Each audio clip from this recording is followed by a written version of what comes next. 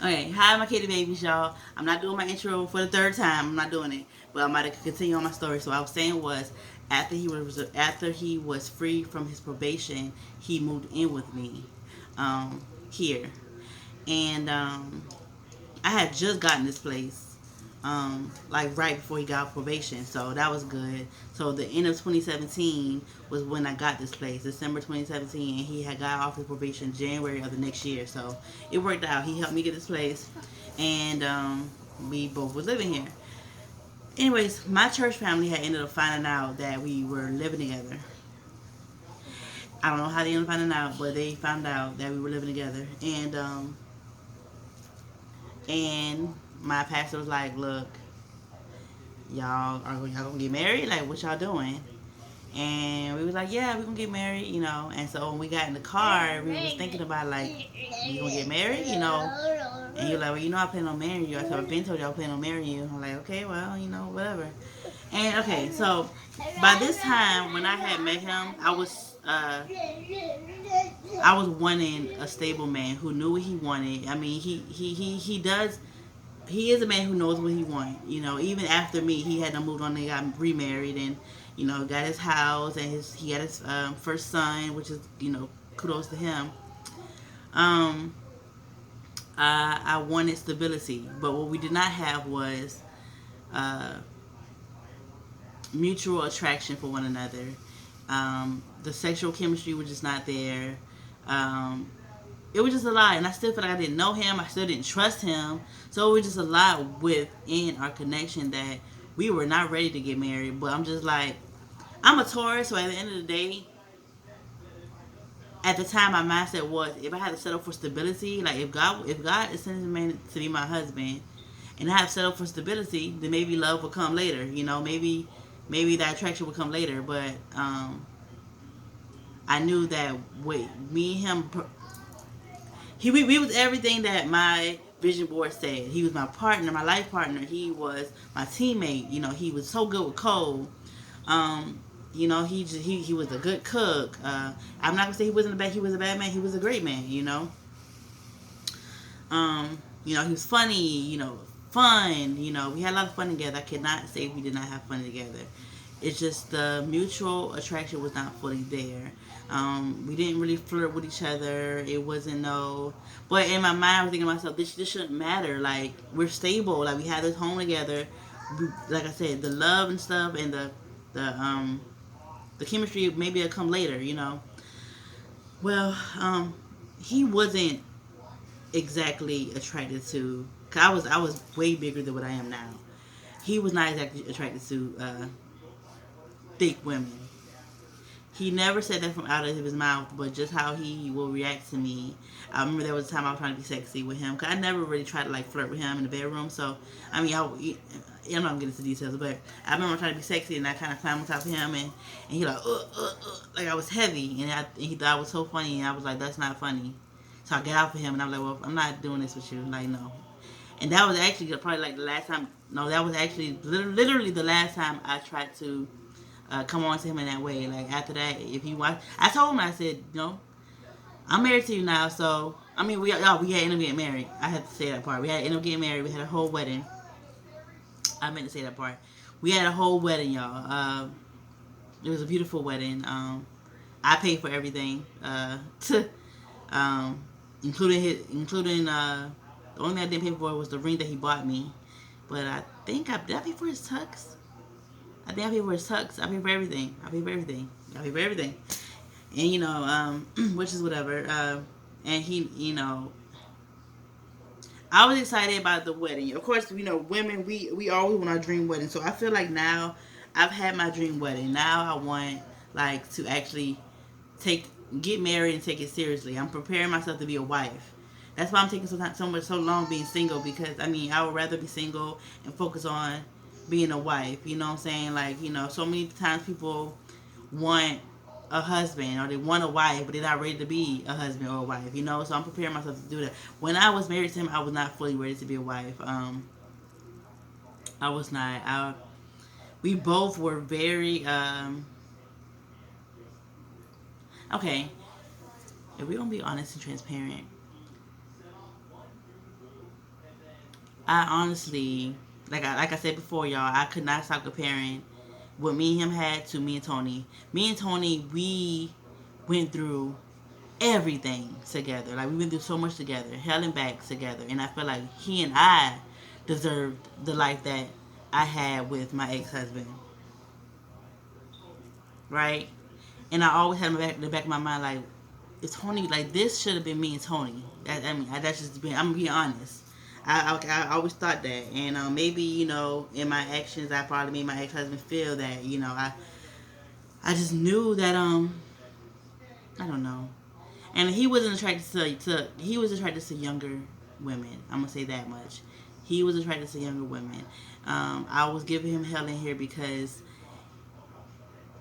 I know what I've been through growing up and whatever like that. And so I told him, I said, if you ever touch any of my children, because I will always still. You remember in my last story about my ex boyfriend, about how I would get my cousins and stuff every weekend. Well, I still was doing that with the same cousins. I still was getting them every weekend. They're girls.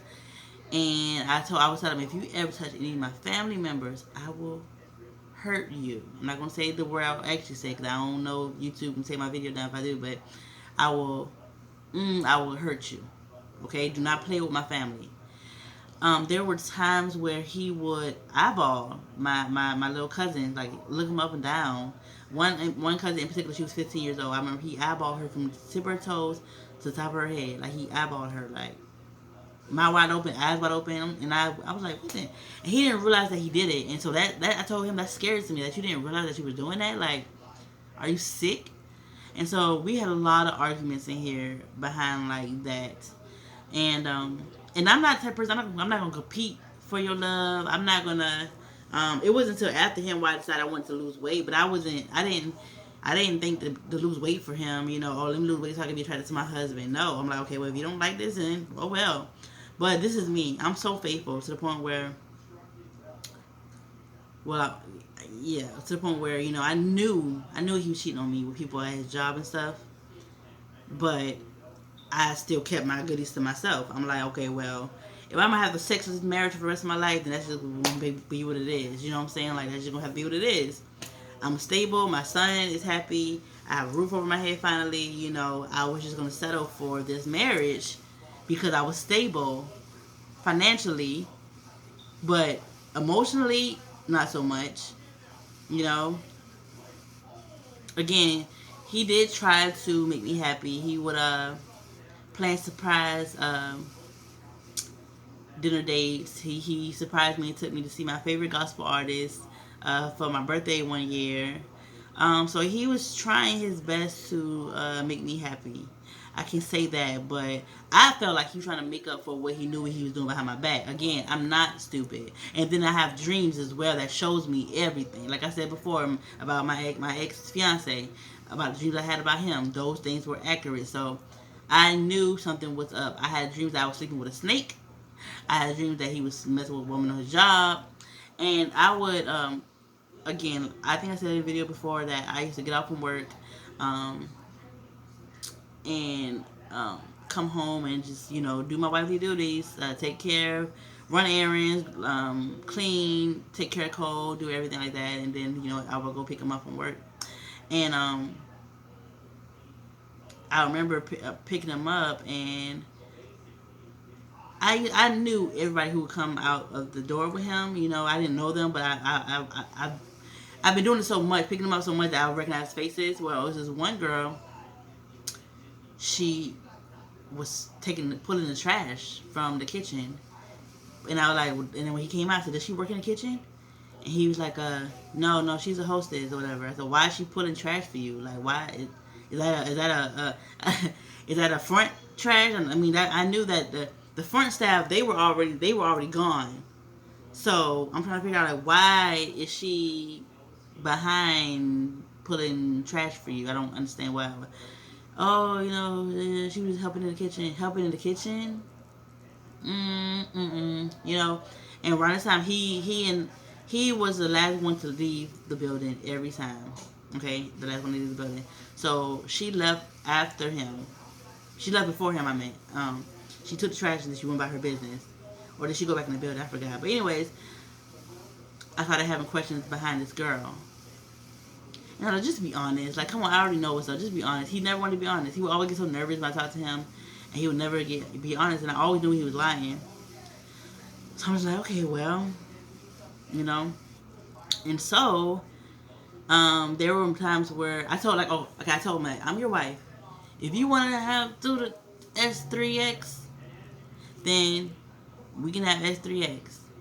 But a lot of times I was too tired to do it. So I was like, if you want it while I'm sleeping, you have to get it. But I mean, I wasn't joking, but I was just saying it. Like, I was just saying it, talking outside of my neck. Get it while I'm sleeping. And he actually enjoyed it better while I was sleeping. And I remember while he was getting it on while I was sleeping.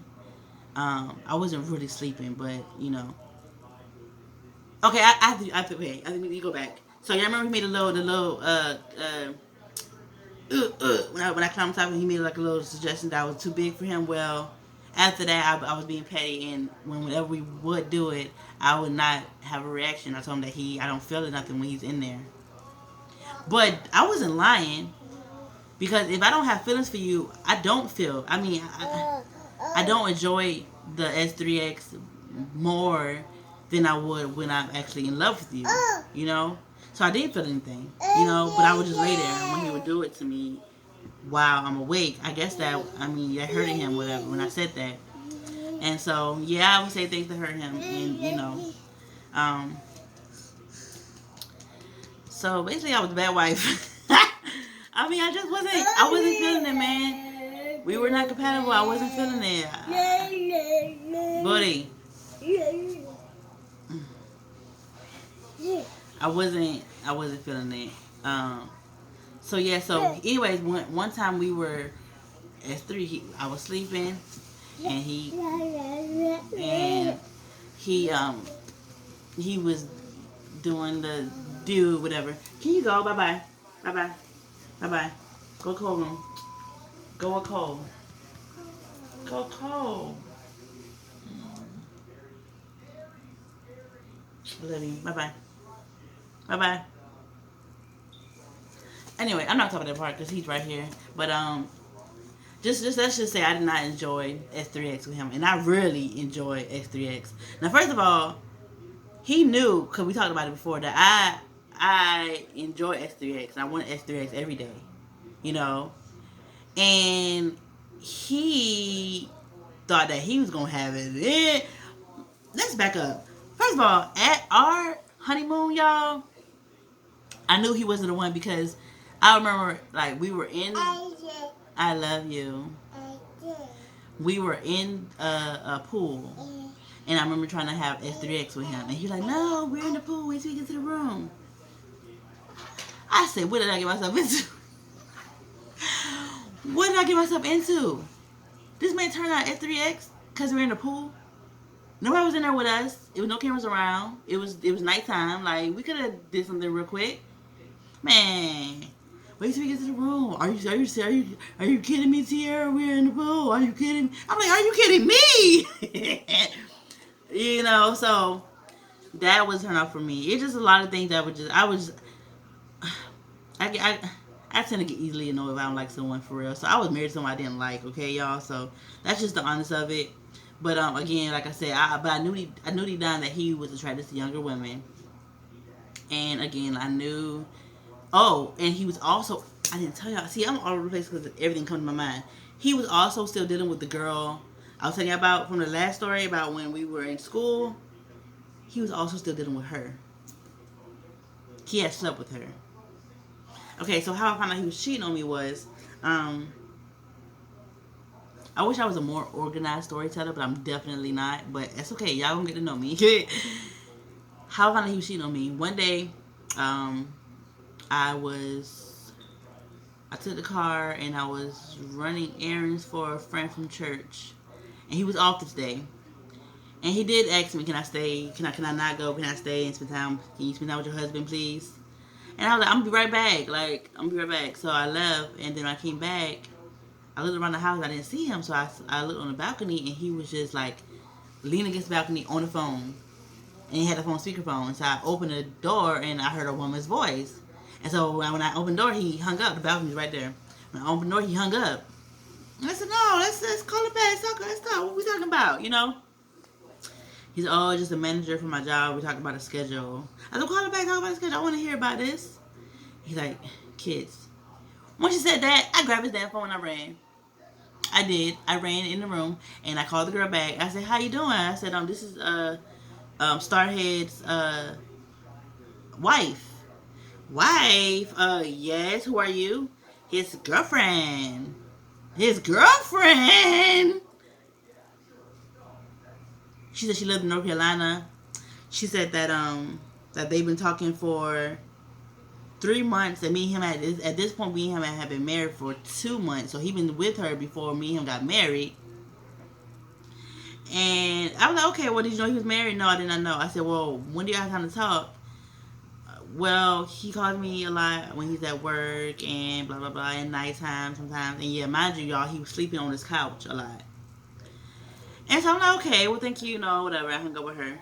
Again, I don't give all my frustration in to the women. No, yo, if you my man, then you can get it. But again, I knew where we were at. I know that we were not having X3X. I knew that I knew he was cheating on me.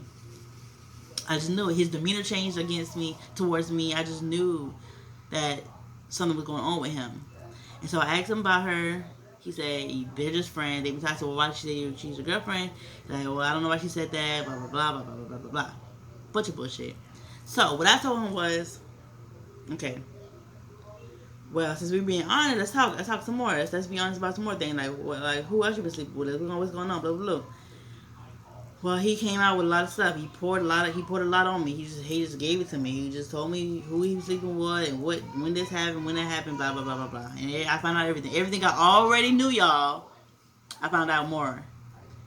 And I was like, okay, well, now that I know this, we can move forward and blah blah blah.